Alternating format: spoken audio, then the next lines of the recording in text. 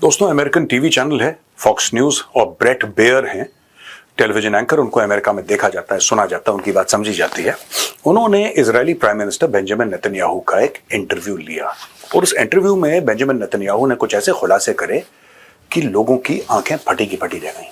आज वो इंटरव्यू मैं आपके साथ डिस्कस करना चाहता हूं, बैकड्रॉप इजराइल और ईरान की लड़ाई के बारे में। तो जाहिर सी बात है, उन्होंने ये बोला कि साहब ये हमने क्यों अटैक करा। तो सबसे पहला सवाल यही था कि साहब आपने अटैक करा क्यों। तो उन्होंने दो बातें बोली। उन्होंने बोला सबसे पहले तो इनका जो न्यूक्लियर प्रोग्राम है, राइट, और इस न्यूक्लियर प्रोग्राम की एक तारीख है। दोस्तों, बात यह है, मैं आपको बता दूं, ये इंटरव्यू में डिस्कस नहीं हुआ था, लेकिन मैं अपनी तरफ से आपको बताने की कोशिश कर रहा हूं कि जो 60 का दशक था, 60s का दशक था, अमेरिका ने सबसे पहला एक न्यूक्लियर रिएक्टर कह सकते हैं आप, वो दिया ईरान को। ये कम लोगों को पता होगा कि सबसे पहला जो न्यूक्लियर रिएक्टर दिया था ईरान को, वो अमेरिकन ने दिया था। उस समय शाह ऑफ ईरान थे और उस जमाने में दोस्तों ईरान की, इजराइल की, अमेरिका की, तुर्की की, इथियोपिया की, इन सब की बड़ी अच्छी दोस्ती होती थी। तो इनकी दोस्ती का कारण क्या था? बात यह कि 1948 में इजराइल को एक बार दोबारा, इजराइल तो हजारों साल पुराना है, Israel is thousands upon thousands of years old, but in 1948 Israel was once again created basis a UN mandate। अच्छा, जब वहां पे यहूदी आए और बस गए जहां पे आज इजराइल है, तो अरब देशों को ये बिल्कुल पसंद नहीं आया और अरब देशों ने, जिसमें शामिल जॉर्डन भी था, इजिप्ट भी था, सीरिया भी था, ये सारे लोग, इन्होंने मिलकर इजराइल के ऊपर कई बार अटैक करा। ये तो इतिहास है। तो इजराइल ने रीच आउट करा ऐसे देशों को जो कि नॉन अरब्स थे, राइट, और इसको कहा भी जाता था द पेरिफेरी अकॉर्ड्स। अकॉर्ड तो नहीं था वो, लाइक इन द सेंस की द पेरिफेरी। जैसे तुर्की एक मुस्लिम देश है लेकिन वो अरब नहीं है, ईरान एक मुस्लिम देश है लेकिन वो अरब नहीं है, यानी कि ये अरब के पेरिफेरी में है, ये कोने में है, ये बाहर की ओर है। और जो शुरू में वेपन मैन्युफैक्चरिंग जो ईरान ने करी थी, आपको पता है किसने शुरू करी थी? उन्हीं लोगों ने शुरू करी थी जो आज उनके वेपन प्लेटफॉर्म्स को और वेपन मैन्युफैक्चरिंग बेसिस को डिस्ट्रॉय कर रहा है, यानी कि इजराइल। इजराइलियों ने ईरानियों को टेक्नोलॉजी दी थी और उनके वेपन मैन्युफैक्चरिंग प्लांट्स खोले थे। उसके बाद 1979 में रेवोल्यूशन हुआ और फिर ईरान का जो है पूरा माइंडसेट बदल गया। They became anti American. दोस्तों, थोड़ा सा इतिहास था और इसका इस इंटरव्यू से कोई लेना देना नहीं है, मैंने अपनी तरफ से आपको बताया। इंटरव्यू में उसने दो चीजें बताई बेंजामिन नेतन्याहू ने। एक तो ये कि यार ये न्यूक्लियर वेपन्स बना रहे हैं और न्यूक्लियर वेपन्स जो हैं ये किसके खिलाफ बना रहे हैं? आपका कुछ होगा ना थ्रेट परसेप्शन, तो ये कह रहे हैं कि ये बना रहे हैं इजराइल के खिलाफ, और ये लोग ऐसे लोग नहीं हैं जो वर्ल्ड के ऑर्डर को रिस्पेक्ट करें, पहली चीज। दूसरी चीज उन्होंने ये भी बोला कि दूसरा कारण यह है कि बैलिस्टिक मिसाइल्स बना रहे हैं और हजारों की तादाद में पर ईयर इनकी बैलिस्टिक मिसाइल्स बनाने की कैपेबिलिटी होने वाली है। यानी कि एक तो आपके पास न्यूक्लियर वॉरहेड हो गया, एक बैलिस्टिक मिसाइल हो गई। And he said that they can literally in a few years they will have the capability, right, to fuse both of them. जो इनका न्यूक्लियर प्लेटफॉर्म्स हैं जो बना रहे हैं न्यूक्लियर वेपन्स, वो तो कह रहे हैं कुछ महीनों में बना देगा ईरान को अगर रोका नहीं गया। लेकिन अगर बैलिस्टिक मिसाइल के साथ उसको फ्यूज कर दिया गया, so within a year और two they will have the capability to hit the east coast of the United States of America, और दोबारा एक और रोग नेशन क्रिएट हो जाएगा। दोस्तों, चाइना उसको भी कंट्रोल करेगा। चाइना कंट्रोल करता है पाकिस्तान को, जिसके पास न्यूक्लियर वेपन्स और बैलिस्टिक मिसाइल्स हैं।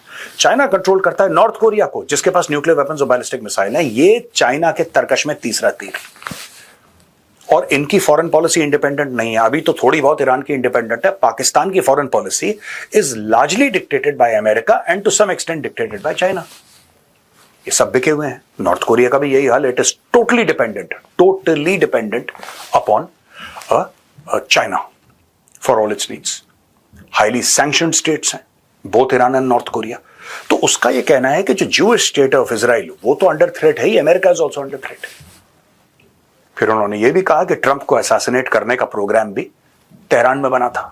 यह खुलासा उन्होंने करा कि डोनाल्ड ट्रंप को मारने का जो प्लेटफॉर्म था, जो तैयार करा गया था, पूरा प्रोग्राम तैयार करा गया था, वो तो तेहरान में तैयार किया गया था। बीच में दोस्तों ट्रंप का एक बयान आता है और ट्रंप ये कहता है, ये अगेन मैं इंटरव्यू से हट के आपको कुछ चीजें बताना चाहता हूं। ट्रंप कहता है कि मैं चाहता हूं, जैसे मैंने भारत पाकिस्तान की लड़ाई रोक दी, मैंने उनसे ट्रेड की बात करी, मैंने डील की बात करी, मैंने टैरिफ की बात करी, उसी तरीके से मैं चाहता हूं कि इजराइल और ईरान भी आपस में ट्रेड की बात करें और टैरिफ की बात करें और डील की बात करें और डील आपस में। देखिए, या तो ट्रंप भोला है या भोला बनने की एक्टिंग कर रहा है, दोनों में से एक चीज है। ईरान को 2 रुपए का फर्क नहीं पड़ता दोस्तों, ना टैरिफ का, ना ट्रेड का, ना सैंक्शंस का। 1979 से ईरान के ऊपर सैंक्शंस लगे हुए हैं, 1979 से। और ईरान ने साफ तौर पे अपना जो भी करना था, अपनी सप्लाई चेन सब उसने अलहदा कर ली हैं, डिफरेंट कर ली हैं, बांट ली हैं। Now Iran is not dependent upon western countries कि हमें अमेरिका का आशीर्वाद लेना है, हमें यूरोप का आशीर्वाद लेना है, तब हम कुछ कर पाएंगे। नहीं, ईरान उस पर डिपेंडेंट है ही नहीं, क्योंकि 1979 से आज तक कितना टाइम हो गया, आप लगा लीजिए 45 साल, if I am not mistaken, if my maths is okay, around 45 years वो अकेले ही चल रहे हैं। They are at it alone. अब आप बताइए, 45-46 साल में ईरान को जो सेटिंग अपनी करनी थी, ईरान ने कर ली है। आज की तारीख में it is in touch with the Russians, आज की तारीख में it is in touch with the Chinese. अब वो 2 बड़े पावर्स के साथ ऑलरेडी टच में है। ट्रंप उल्टा उनसे कह रहा है टैरिफ, उनको 2 रुपए का फर्क नहीं पड़ता यार तुम्हारे टैरिफ से। ईरानियंस को it is an ideological state. और वहां पे जो मौलवी मौलाना है, they are more bothered about the after life, कि मरने के बाद हम जन्नत जाएंगे कि नहीं। वो उनकी थिंकिंग वैसी है।